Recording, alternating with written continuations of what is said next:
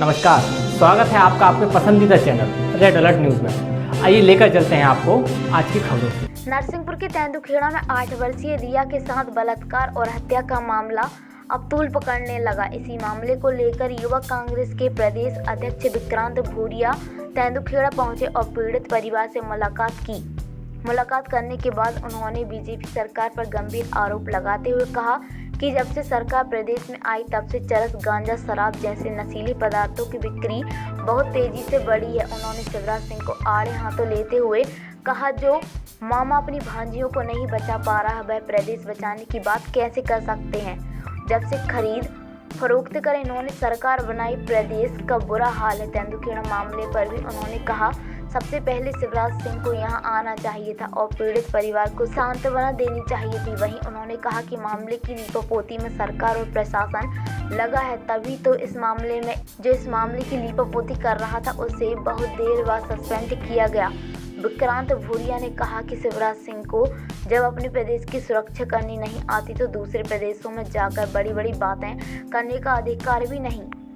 वहीं उन्होंने रेप के मामले में भी सरकार को आड़े हाथों लेते हुए कहा कि शिवराज सिंह ने नर्मदा मैया की बड़ी बड़ी कसमें खाई हैं, पर वहीं शिवराज सिंह की सरकार और प्रशासन के लोग मिलकर नर्मदा को खोखला कर रहे और रेत माफिया सरकार के साथ मिलकर लूट खसोट में लगी। गरीब आदमी जिसे अपने मकान बनाने हैं, वह कैसे इतनी महंगी रेत में मकान बना पाएंगे। सरकार फेल हो चुकी है।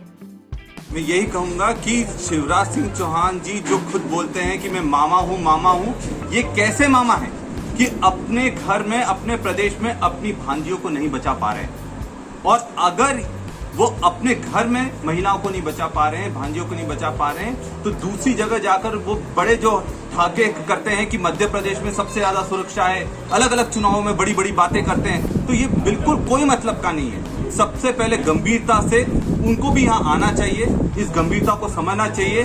जो भी पीड़िता का परिवार है उसको हिम्मत देना चाहिए, क्योंकि इस तरह से अगर प्रशासन हाथ पर हाथ धरा बैठा रहेगा, पुलिस प्रशासन हाथ पर हाथ धरा बैठे रहेगा, तो जनता किसके पास जाएगी, किसके पास आस लगाएगी। हम आज आपसे ये विनती करते हैं कि आप जिस तरह से इस मुद्दे को पूरी ताकत से आप उठाते आए हैं, इसको पूरे प्रदेश में ताकत से उठाइए, क्योंकि अगर आज जो यहाँ तीनों बैठे हैं ये नहीं होते तो ये मुद्दे पर किसी भी तरह से प्रशासन संज्ञान नहीं लेता। और आज क्या कारण है कि ये तो मानवीय दृष्टिकोण होता है कि ऐसा कोई भी मुद्दा हो तो प्रशासन को, सरकार को, तो मानवता को देखते हुए इन चीजों को, मुद्दों को बहुत गंभीरता से लेना चाहिए।